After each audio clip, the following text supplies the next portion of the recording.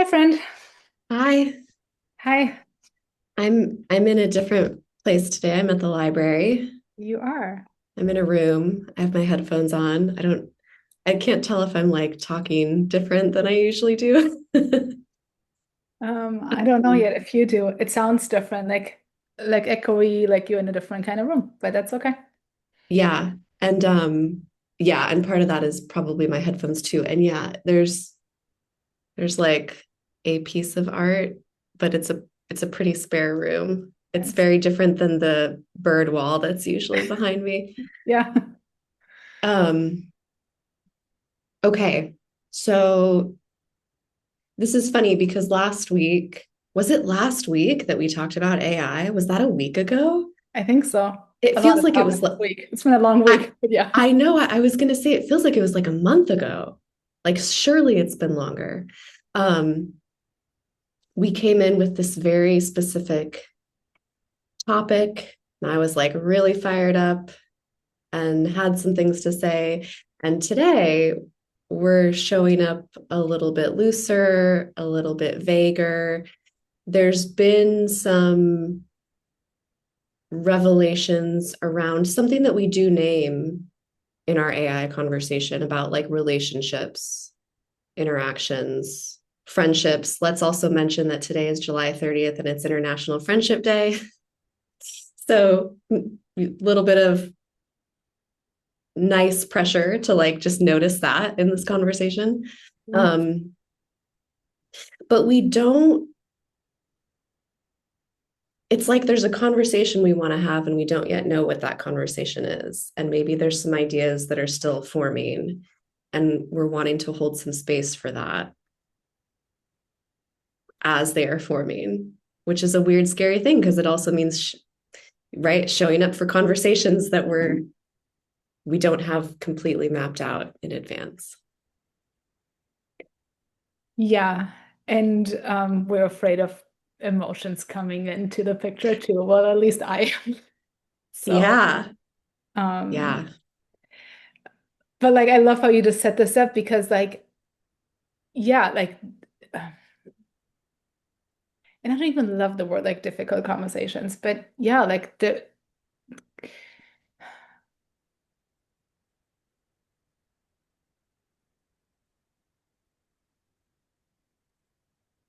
those kind of conversations that just have a bit more risk attached to it, I guess, Mm-hmm. Mm-hmm. because we might say things that we didn't even realize we were thinking. We might say things that we later regret. We might feel feelings that we don't want to feel in Mm-hmm. front of another person. The other person might say something that just like completely throws us off track that we were just Mm-hmm. not ready for. Mm-hmm. Um, Lots of unknowns Mm-hmm. and also lots of opportunity to discover new things and Mm-hmm. to discover them together and to feel feelings that ugh, I roll my eyes at feelings all the time, but like also feelings are, part Mm-hmm. of the human experience. Yeah. Um, Yeah. Let's not forget that I described intimacy as yuck like two yeah, weeks ago. So yeah. right. Yeah. Yeah.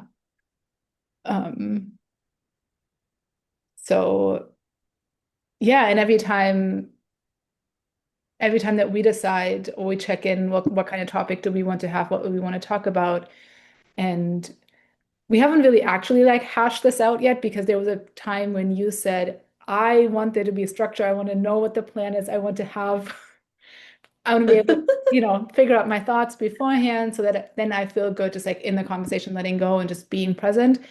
And for me, it was kind of exactly the opposite. I don't want to know because it just then quickly feels overwhelming. Um, I think about it too much and then I get into my head and then I'm not able to be as present. And also like I recognize it comes with a bit of a risk because then I don't know what's going to happen Mm-hmm. within it. Um, Yeah, which is where like containers are so important and the relationship that we already have, because sometimes it is really important to have some clarity beforehand before you enter a hard, challenging, difficult, however you want to name it, conversation. Yeah. You know where you stand or what you're hoping to get out of it or Hmm. where your tender points might be so that you can be intentional about what happens in the conversation when those Yeah. two get pushed a little, Yeah. how to respond to it.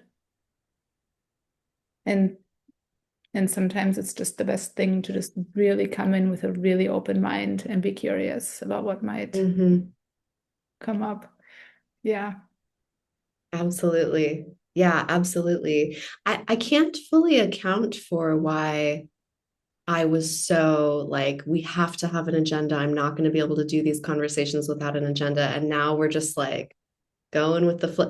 I mean, part of me thinks like, well, yeah, it's the container piece. Like, we've also done this enough times now to where my brain, today my brain's a little like, you're in a different space, the sound is different, right? That is a little challenging for me, but like Mhm. there's so much that is familiar and that has become established and safe feeling between us. Um, that I think, well, yeah, I can also enter a conversation with you in a way that's very different Mhm. than the kind of conversation I could enter with just anybody. Mhm. That's beautiful. And it's maybe a topic question too, because then you did say earlier you do have a good, we didn't even need an entry point. Look at that. I mean you did start with an entry point, but here we are. But you did have a good starting point. I do. And I do. I got That it too. makes me so happy. So, yeah, and I didn't. So, you and I are about to start soon. We're going to start a two-person book club, and we're going to read Mhm. this Sarah Schulman book, Conflict is Not Abuse. She is so brilliant. I have wanted to read this book for so long, and I'm so excited to finally have like this like clear situation in which to do it. And I just was like peeking this morning just at her very intro. Like in the introduction, she lays out her methodology, and I just wanted to like dip my toes in. Um, I almost said dip my nose in. That's definitely not the phrase. Dip my nose in. Anyway, um, I want to read a couple things out loud. Okay. I can't wait. I haven't opened it. I'm opening it just now for the first time. I'm like, oh, Okay. okay, go for it. So she talks about her methodology, which, is a thing that you would see in the beginning of a book that's very like academic, right? Here's the methodology I used. But here's what she names. So I am technically on page 17. Mhm. First of all, she names Audre Lorde and Adrienne Rich as two examples of like writers in her lineage. So she's naming like radical queer poets, right? Um, and then goes on the next page to say, so I continue the tradition of creative writers using nonfiction to address their observations, feelings, contexts, histories, visions, memories, and dreams. It is a category of the literature of ideas that stands apart from academia, and yet it is useful to it and frequently incorporated into classroom reading, serving as a subject of academic analysis and inquiry while not being a product of it. I just named that to give us a little bit of context of like the kind of book we're about to be in, because it's like so fiercely smart and also like so aware of the system of like academic thinking. And she's saying, no, it's not just academics, it's not just intelligence, it's feelings, it's visions, it's memories, it's dreams, it's all these things, right? That context just feels like so important. So then later on that page, she says, in some arenas, I can claim expertise, and she puts quotes around that word expertise. But in others, I have something deeper to offer. As an artist, I offer the reader an eclectic way in. I do not practice the one long, slow idea school of thought. Instead, through 3 decades of books, plays, and movies, I have evolved a style of offering the reader many, many new ideas at once. Some of them will stick, some will be rejected, and some will be grappled with in a manner that creates even newer insights on the part of the reader. Like, this is the kind of conversation we're talking about having, right? Like this Mhm. kind of thing. So now here's the thing I really wanted to say, and then I'll stop.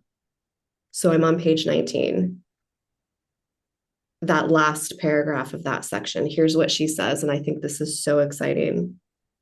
This is not a book to be agreed with, an exhibition of evidence or display of proof.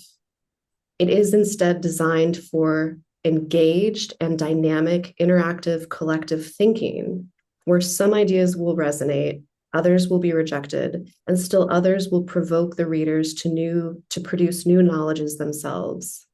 Like authentic, conscious relationships, truly progressive communities, responsible citizenship, and real friendship, and like the peacemaking that all these require, it asks you to be interactive.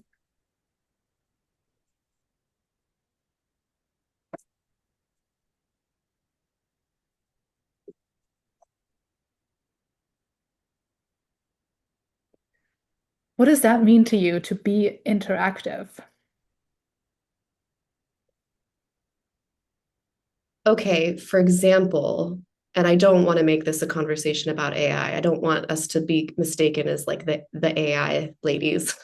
But like it is not interactive to me to like walk around on Substack making assumptions of about what people are writing and what they're doing and click a button and have a machine tell me whether something is human and something isn't.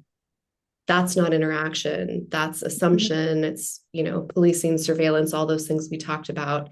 It's like keeping the person at a distance versus like, I don't know, asking a writer about what their process is. Or Mhm. if you get the sense that someone's using AI, or you have a friend or a colleague or an acquaintance who's using it, have a conversation with them about it. It's interactive. It's going toward the person rather than farther away.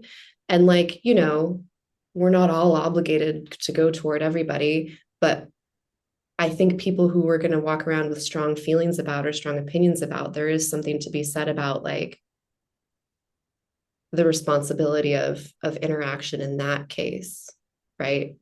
Mhm. Rather than making assumptions from a distance. It's messy. Interaction is messy. Intimacy is messy. It is yucky sometimes because it's like you're all up in each other's humanity. And like we are like not perfect, clean, ideal people. We're people. So there's something about, yeah, there's like inherent risk and discomfort in that. Discomfort does not mean something bad is happening. I mean, that book is literally called Conflict is Not Abuse, right? It's almost like going to be an exploration of the value of conflict. Mhm. So that's my answer to your question. Yeah. And what you described is just the first step in being interactive is that getting closer to the other person's humanity or to,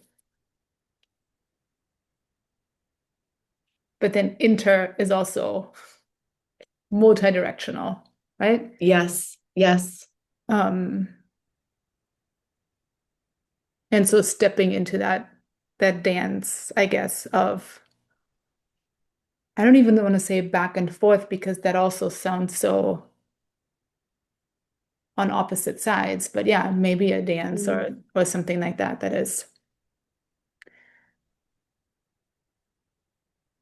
inter, like what does that inter mean? Between, right? Mm-hmm. Because And intra would be within. Yeah. and then Mm-hmm. active with Mm-hmm. action, some sort of Mm-hmm. action, movement Yeah. between. So like actually doing something, like asking a Mm-hmm. question, holding space, being Mm-hmm. curious.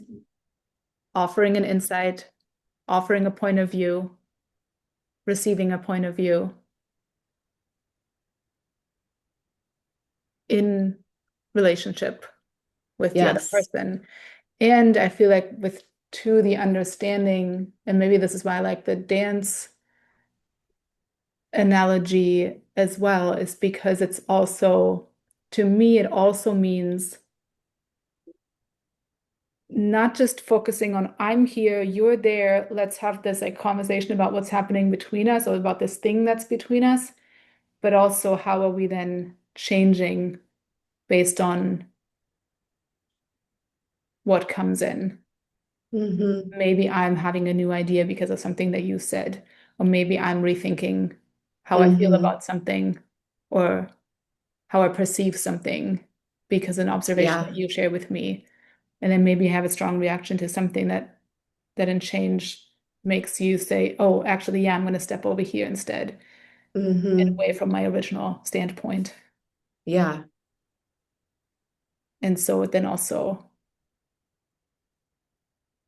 becomes dynamic. Absolutely. Yeah.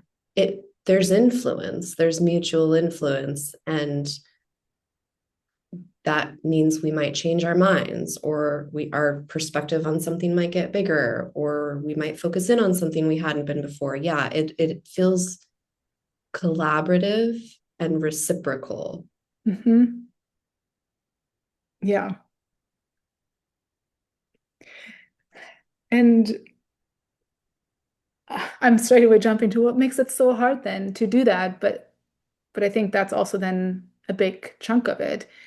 We said Mm-hmm. earlier about like how vulnerable that can be, but this is also Mm-hmm. it. It's not just sharing bits of yourself Mm-hmm.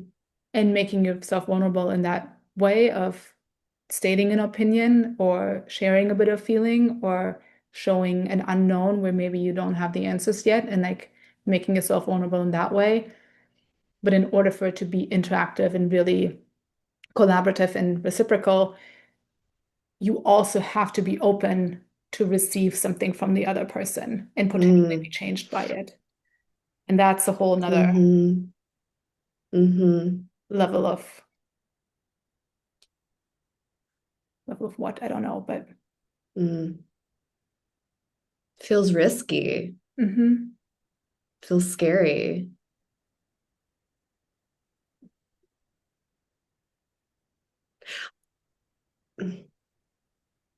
Yeah, what is that? Is it, because I was gonna say, you know, like, oh, I don't want to be changed, but actually I kind of do want to be changed. Like I I do don't, too. I'm not, yeah, like I'm not a person, I am a person who, like, if anything, I feel like I have to be a little careful in the opposite direction. Like I am aware that I am so porous and so impressionable that I can lose myself more easily, Yes. and that's, I hear trauma, I hear neurodivergence, I hear all the things. But so what makes someone feel like, oh no, I don't want to change? Like, is it disposition? Is it a hard thing to, if you've never experienced this kind of uncomfortable but beautiful intimacy and these kinds of conversations, is it like an easy thing to be really scared of if you haven't experienced it? Are some people just closed-minded, or what? Like what is it? It's such a hard question because I also don't want to speculate about what may or may not be happening in other people's minds. Yeah.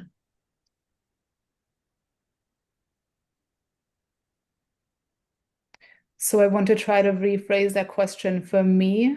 And because I Mm. also suspect it's not in either you're open to it or you're not, but Yeah. you may be open to it in some relationships or in some contexts or in some topics. Mm.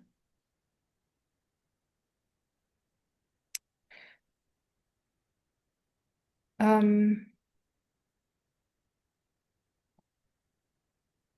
I want to start with like your first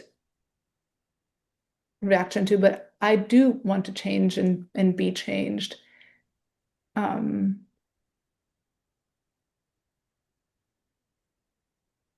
and I'll just use our friendship here as an example. Like that's been just one of those. We've said this before, how much what's the phrase we've used? I'm looking for that specific. I can, it's okay. I don't need to find that phrase. But um,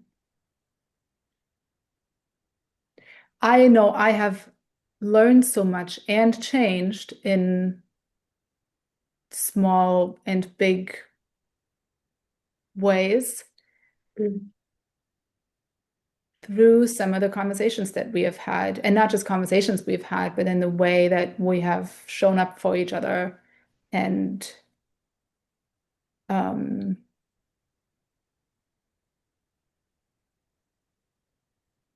yeah, the way I said, "Can I call you?" and we moved on from voice notes.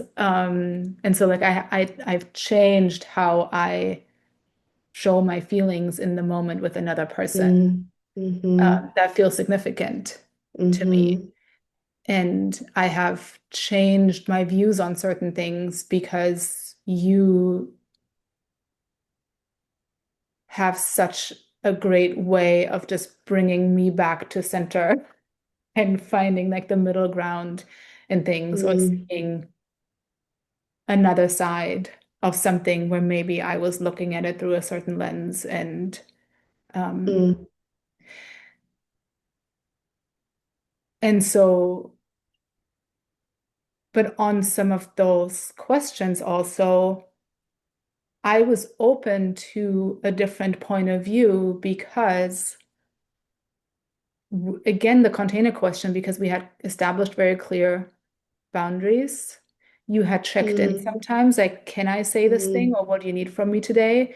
And there mm, were moments mm-hmm, when I said I don't, I need to be with my own, however I mm-hmm, feel, even if that, or however I see the situation, even if it's not objectively accurate. I don't want mm-hmm, my view to be changed right now. mm, So hold off, but I know I want to hear it mm-hmm, another day. mm-hmm, Um, and so like being so hyper aware of when I am open to receiving something and when I'm not. And sometimes it's not so much fear, but it's, I think for me, it was like it was important for me to like hold on to whatever I was feeling. And also, like similar to what you were saying, how my perception of things or how I see things can shift so easily based on other people's input. So it's sometimes really important for me to protect how I am feeling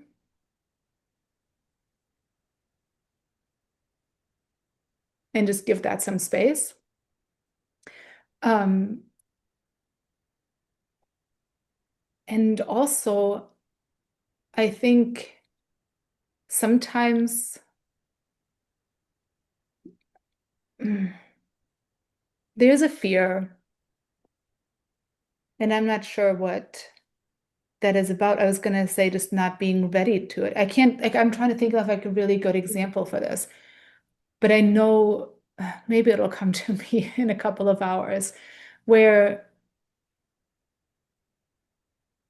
there's something that you need to hear, but it's mm, just not, you're not ready to receive it. mm, And so actually I think maybe one of my examples is um, when I was so in burnout, when I was still working at Amazon, mm, the signs were so clear. My manager once suggested a book to read titled Burnout. And I was like, I'm not in burnout.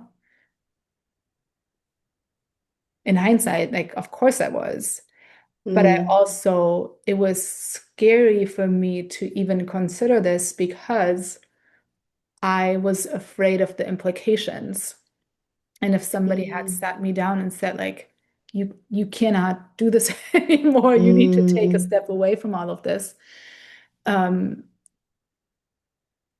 it just felt like my whole life was going to collapse if I were to acknowledge that one thing. mm, And I wouldn't have been able to even think beyond what the future might hold. I didn't see mm, myself, mhm, here doing things like mhm, this. Like that was mhm, just not, yeah, there was no space for it. And so it felt safer to just keep the status quo with all of the beliefs and ideas like that are around it of what that meant instead of just letting one idea poke through and have one hard conversation about it because yeah, I feel like everything was, I mean, I see this differently too now when I say, oh yeah, everything is connected to everything. Um, yeah, I just really felt that way. That one little, I mm, had, at my walls were so solid, mhm, so tall, mm, thick, because yeah, I feel like everything else would have crumbled. So there was no mm, openness. mhm. Yeah. That's a really good example.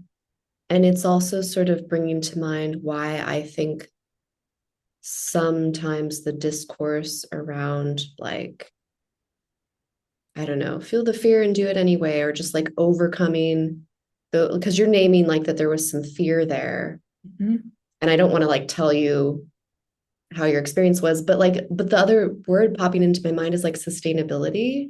And it's like sometimes it's not sustainable to just force the revelation, or like if you're, when you're needing slowness and softness in a situation and I'm having this opinion of wanting to be like, hey, but what about this, like sometimes that's not helpful. Like sustainability is also so dependent on time and pacing, and it just like takes time for us in our timeline and in our journey to like get to a certain point, and sometimes that can't always be just like forced.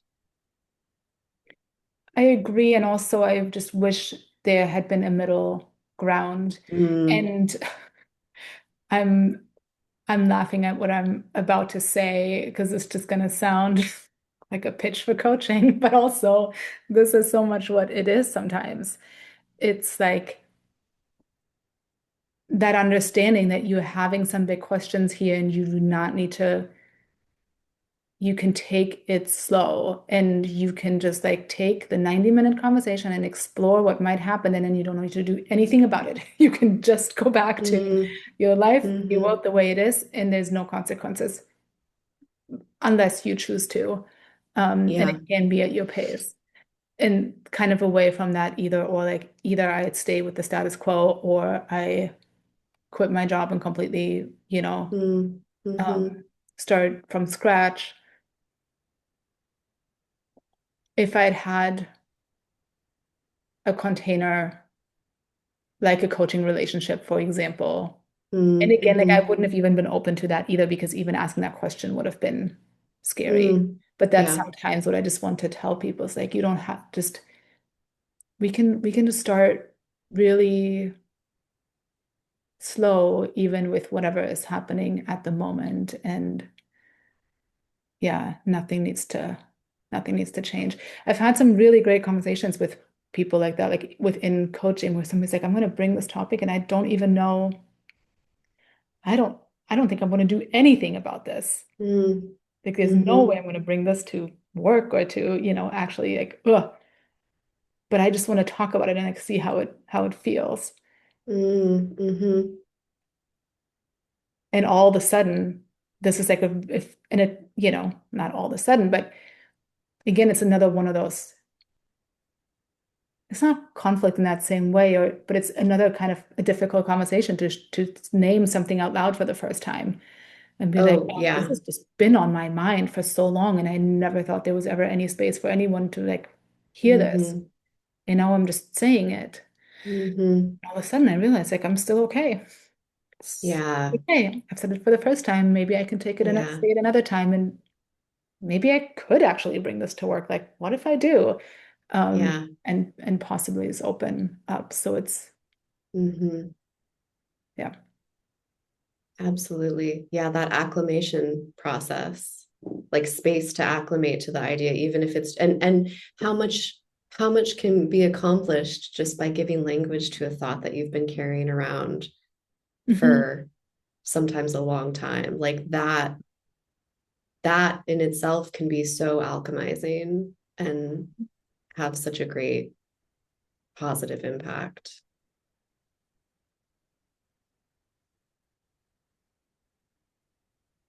Are we still talking about our topic for today? Have we diverged? How far have we diverged? Is this about,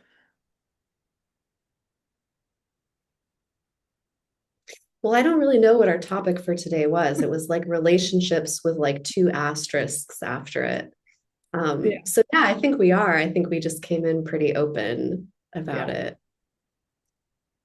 I mean, you know, you've been having some thoughts coming to the surface around relationships and things. Is there anything that feels close to the surface that you want to try to put into words? There's no right or wrong way to answer that.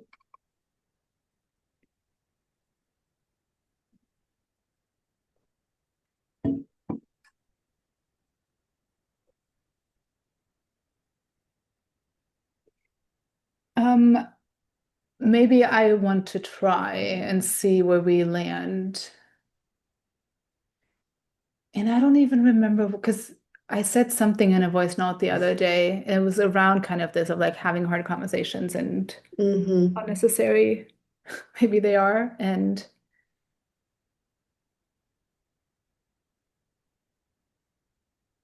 so I do think we have been just like talking about that because it's, and I wonder if already like maybe if you had asked me this question 20 minutes ago or however long we've been talking, maybe I would have answered it differently. Maybe I have already shifted how I view the whole thing based on what we both just explored. And like even that is just so Mm-hmm. interesting, you know, talk about Mm-hmm. how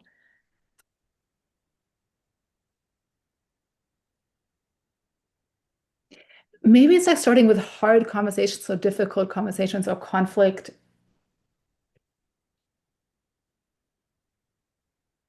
I think maybe one starting point is just to like why even that language a difficult conversation, a hard conversation? When does a conversation become difficult and how do we, especially how do we know up front? You know, sometimes it's like, well, we have to have a hard conversation here. But it's like even Mm-hmm. by the time you say this, it's almost like you have already given it a label that it's going to be difficult, but you don't even know, is it going to be Mm-hmm. difficult? Maybe it's going to be really good. I don't know. So maybe it's like a vulnerable conversation or a Mm-hmm. risky conversation might just be a phrase that I might prefer. Mm-hmm. Um,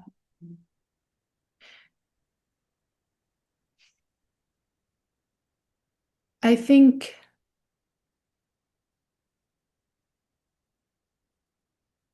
what do I think? Because I don't just think, I feel also. Um,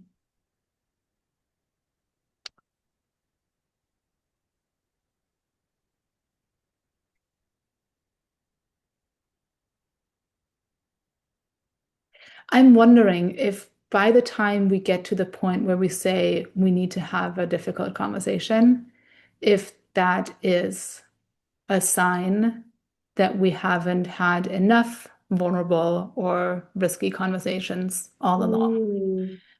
Um, Mm-hmm. that's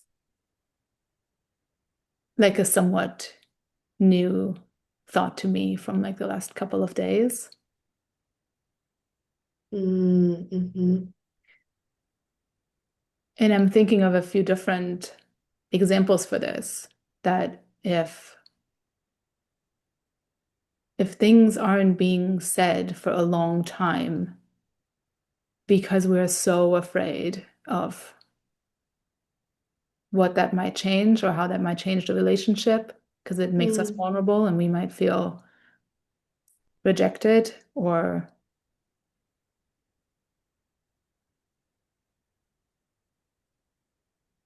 yeah, probably that. Mm, projected, mhm, mhm, that we then don't say those things. And what if we then come to a point where all of a sudden that thing that has been floating along unnamed bumps up against something that's like real and that's happening and it shows up mm, in some unexpected mhm, way. And now mhm, all of a sudden it forces two people to have a heart to heart and a difficult conversation. mm, Um, and and then you have choices, right? Then you have choices in mm, how you deal with that. And then either you say, can't do it, too much, walking away. mhm, Um, or you can say, oh, this is going to be intense mhm, and potentially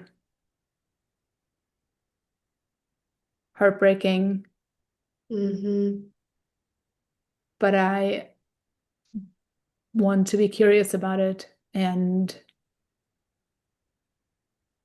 see. And mhm, maybe we learn that we should have had the conversation all along and we waited too long and it is too late, mhm,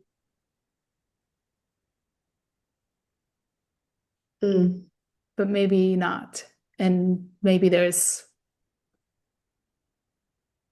I don't know. Oh, I roll my eyes when mm, I say hope, but it's also, the human relationship. And yeah, mm, I mean, being human and having hope is like a whole thing as well, right? And then hope, not just like, oh, I'm gonna pray and hope that things get better, but mm, I have positive, I have, I, I can see a potential positive outcome here. And so therefore I'm going to mhm, take some action towards that and see mhm,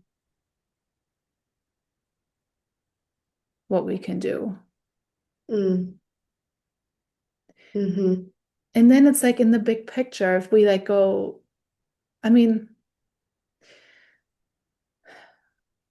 in the best case scenario, that vulnerable, risky conversation will reveal something about each other, yourself, the dynamic, your relationship, your feelings. I don't know, something. And you will mhm, learn from it. And it mhm, might still not be the outcome that you're hoping for. And it might still be heartbreaking, but mhm, maybe it's at least you are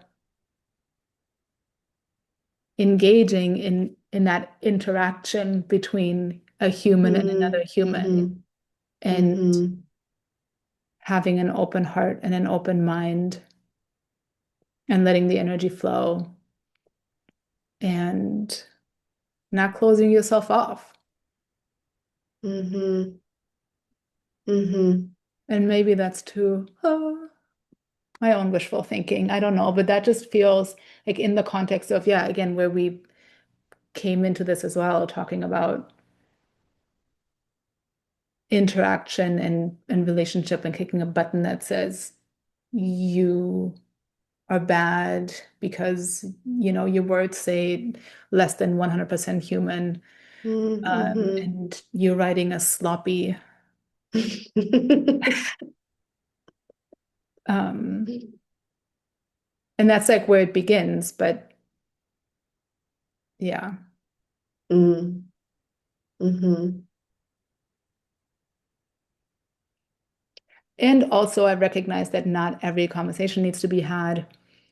Not all relationships are safe in that way where it is, I mean, that, Yeah, you know, yeah. but it's like the question is like, why?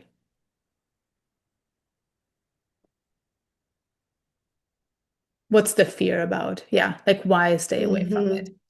Mhm, mhm. Is it, what are you protecting yourself from? And is it, yeah, yeah, Yeah. I feel like I'm also hearing, so tell me if this feels true. I'm also hearing that there is also like a middle ground in here too, that it's not just complete avoidance or we dive in right now and say everything out loud that's hard, like that there can also be a like an inching toward it, or Yes. even, I don't know, like a, hey, I know we have to have a conversation. I need more time. Like that there Hmm. can still be this like that it doesn't have to be all or nothing. Absolutely. That's a great point. Yes. I agree. And not just like a not all or nothing, but I think ideally even, and this is what I wonder, and I'm curious what we'll learn in this book, but I wonder if having risky, vulnerable conversations isn't just about, because when you Google, which I've done plenty this week, how to have difficult conversations,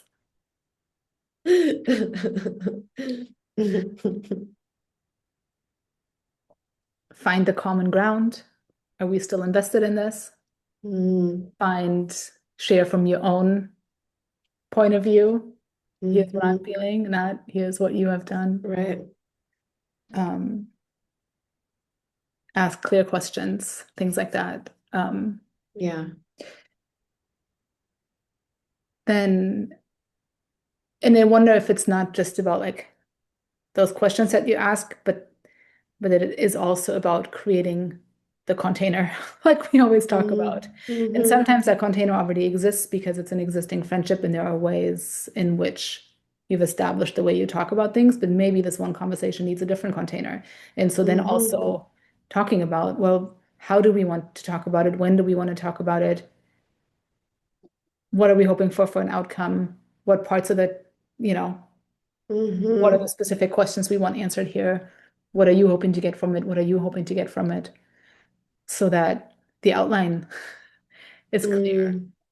Yeah. including like might be some really difficult things that might come up for you and for me, so that we can be aware of it. Yeah. What are some things you absolutely just do not want to bring in right now? Mhm. Yeah.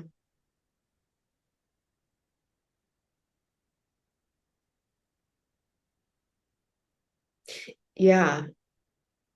The other thing popping into my mind here, and so just for context, and weirdly, I don't even know if I've talked to you much about this. I had a really intense friend breakup like maybe 2 years ago. Hmm. Really messy, really messy. Oh my God, it would take a long time for me to tell you the whole story with someone who she and I had been friends for like maybe 12, at least 12 years. And it was amazing that the friendship ended and then started again and then ended again. And anyway, I do feel now looking back in the end, what was revealed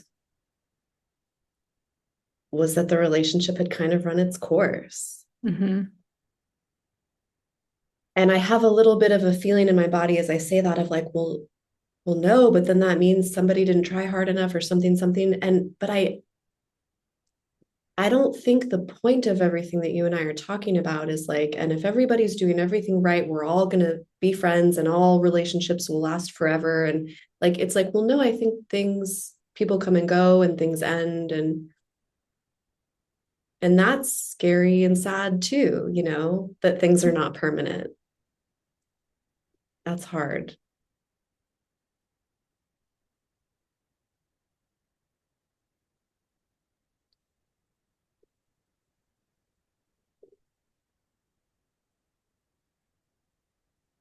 Yeah.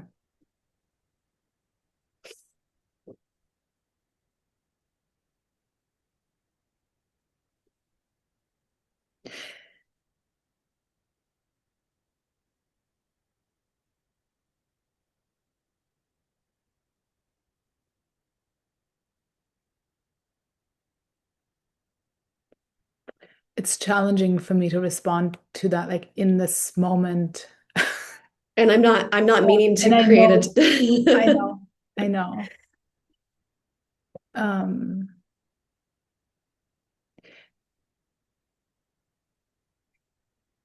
and yeah, I don't disagree with that. Like, I,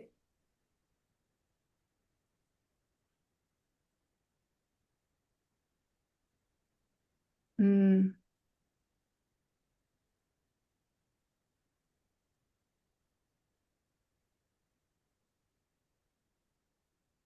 I think to me, this is like part of it.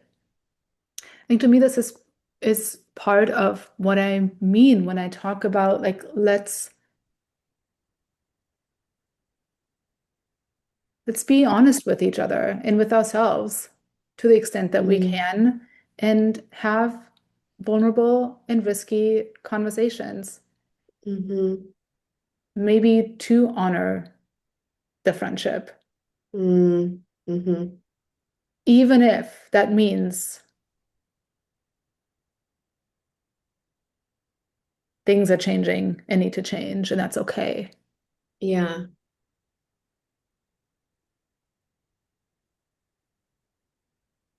But it just comes from a different place then, you know? yeah, Um,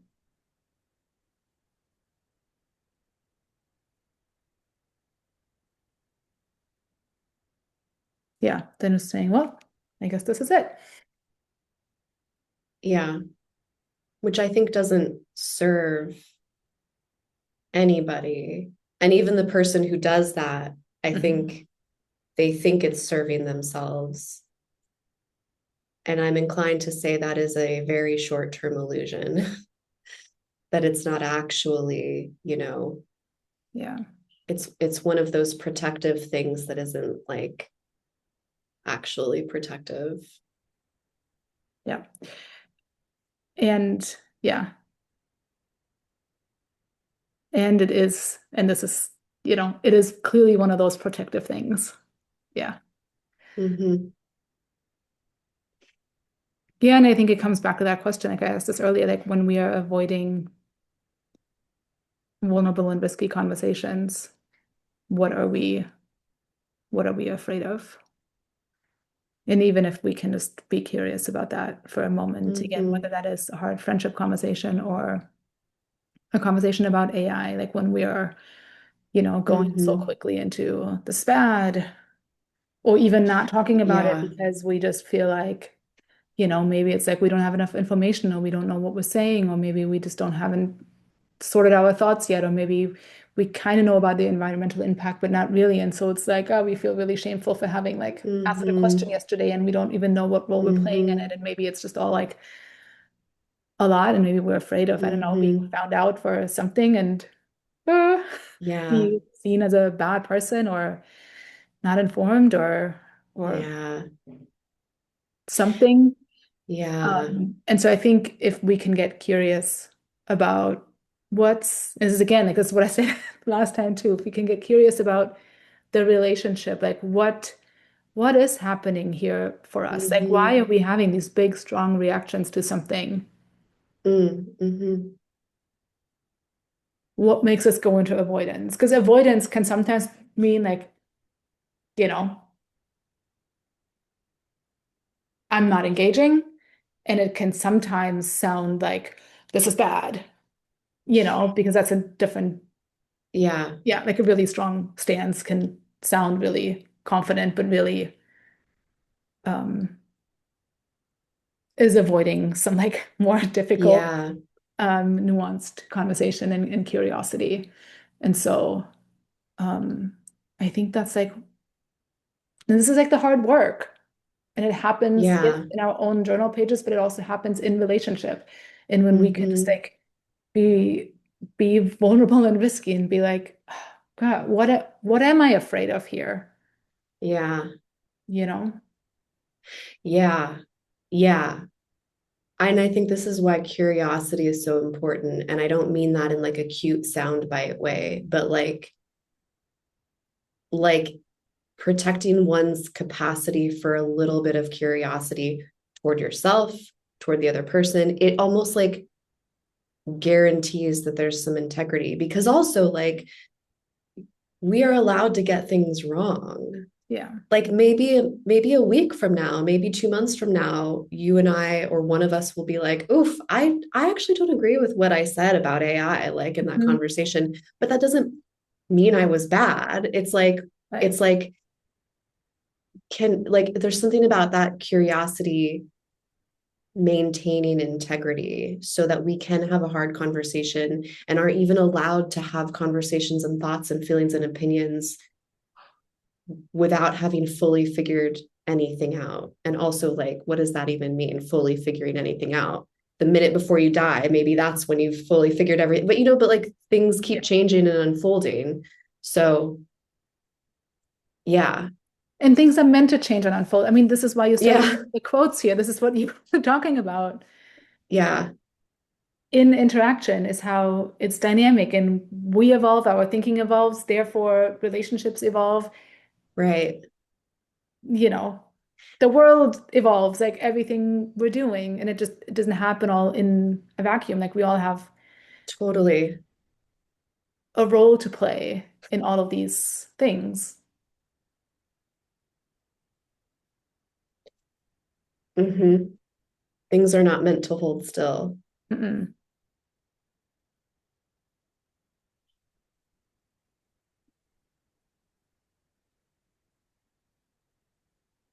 There's a quote about that that I'm trying to like I just a slide put like a PowerPoint slide just popped in my mind.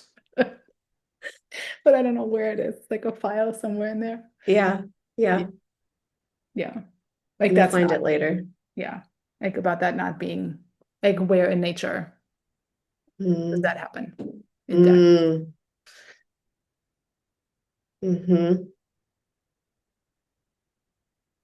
Yeah. Yeah. Mm. I have said all of my things I think I wanted to say Yeah. today. Have you? Yeah. Same. Yeah. Is there's nothing else lingering that you want to get in before they kick me out of this library room? No,